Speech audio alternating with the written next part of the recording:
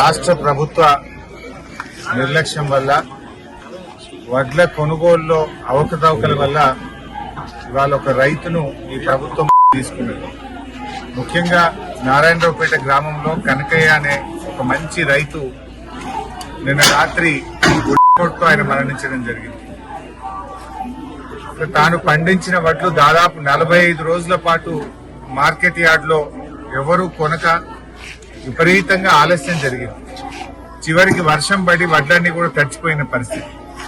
ఆ తడిచిపోయిన వడ్లు కూడా మిల్లుకు తీసుకుపోయి ప్రాధేయపడితే 4 ట్రాక్టర్ల వడ్లకు 40 సంచులు కట్ చేయడం జరిగింది. అంటే ఈ ప్రభుత్వం ఒకవైపు రేవంత్ రెడ్డి గారేమో కోతలు లేవు, కటింగులు లేవని చెప్తారు. ఇలా కనకయ్యకి కోతలే కారణం.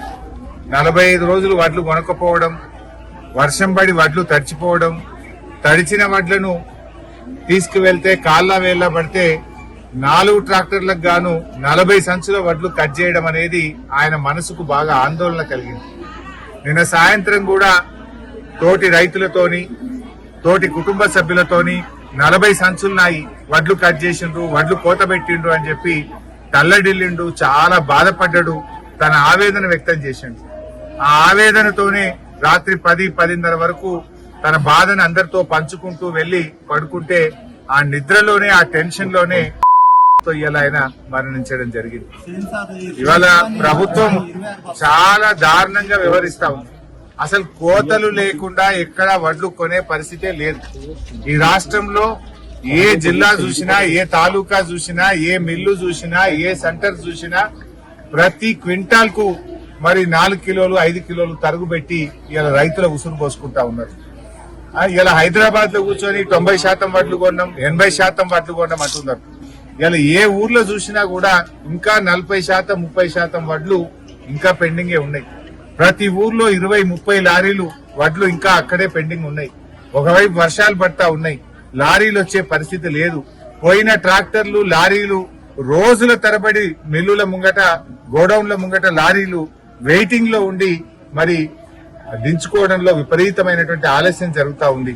అంటే ఒక్కొక్క రైతు ఇలా ఎంత దారుణమైనటువంటి పరిస్థితి ఏర్పడ్డదంటే ప్రతి రైతు కూడా రోజుల తరబడి పడిగాపులు కాస్తున్నారు. దాదాపు 2 నెలలైంది, కొంతమంది రైతులైతే 2 నెలలైంది, ఇప్పటిదాకా కూడా వడ్లు కొన్నటువంటి పరిస్థితి లేదు. అంటే ఈ ప్రభుత్వంలో, రేవంత్ రెడ్డి గారి ప్రభుత్వంలో పంట పండించడం ఈజీ ఉంది కానీ పంట అమ్ముకోవడం చాలా కష్టంగా మారింది. పంట అమ్ముకోవాలంటే కళ్ళల్లో రక్తున్నటువంటి పరిస్థితి ఉన్నది. మొన్న కుకునూరుపల్లి దగ్గర ఏదో రాజస్థాన్ లారీ నాపి వడ్లెక్కిచ్చే ప్రయత్నం చేస్తే వడ్లతో సహా వాడు రాజస్థాన్కి వెళ్ళిపోయింది. ఇవాళ చేర్వాపూర్, దుబ్బాక మండలి చేర్వాపూర్ లో సంచులు ఎత్తకపోవడం వల్ల చెదలు పట్టిపోతున్న పరిస్థితి ఏర్పడ్డది. ఇవాళ ఎన్సాన్పల్లిలో కూడా వడ్లు మొత్తం చెదలు పట్టిపోతున్న పరిస్థితి ఏర్పడ్డది. అంటే ఒకవైపు చెదలు పడతా ఉన్నాయి, చాలా ఇబ్బంది జరుగుతుంది. ఇవాళ దామోదర నరసింహ మంత్రి గారి నియోజకవర్గం అల్లాదుర్గు మండలం వెంకటాపూర్ గ్రామంలో ఇవాళకి ఒక్క సంచి కొనలే, 1 క్వింటల్ వడ్లు కూడా కొనలే. ఇంకా ఎప్పుడు కొంటారు అర్థం కానటువంటి పరిస్థితి. ఇవాళ పత్రికల్లో వార్తలు వస్తా ఉన్నాయి. మంత్రి గారి నియోజకవర్గంలో వెంకటాపూర్ గ్రామంలో 1 క్వింటల్ వడ్లు కూడా ఇవాళకి కొనలే. ఎక్కడ పోసిన వడ్లు అక్కడనే ఉన్నాయనేటువంటి పరిస్థితి ఈ రోజు ఏర్పడతా ఉంది. రేవంత్ రెడ్డి గారు, మీ మాటలు మస్తు మాట్లాడుతున్నావు, నేను మళ్ళా గెలుస్తా, తొక్కుతా, పండ పెడతా, తొండల భాష, తోతిరి భాష మాట్లాడుతున్నావు. అసలు నువ్వు రైతులకు ఏం చేసినావు ఒక్కటి చెప్పు నాకు. నువ్వు ఎరువుల సరఫరాలో నువ్వు ఫెయిల్ అయిపోయినావు, రైతు బంధు ఇవ్వకుండా మోసం చేసినావు, రైతు బీమా రద్దు చేసినావు. ఇలా చనిపోయిన రైతులకు గత 4 నెలల నుంచి రాష్ట్రంలో రైతు బీమా రావడం లేదు.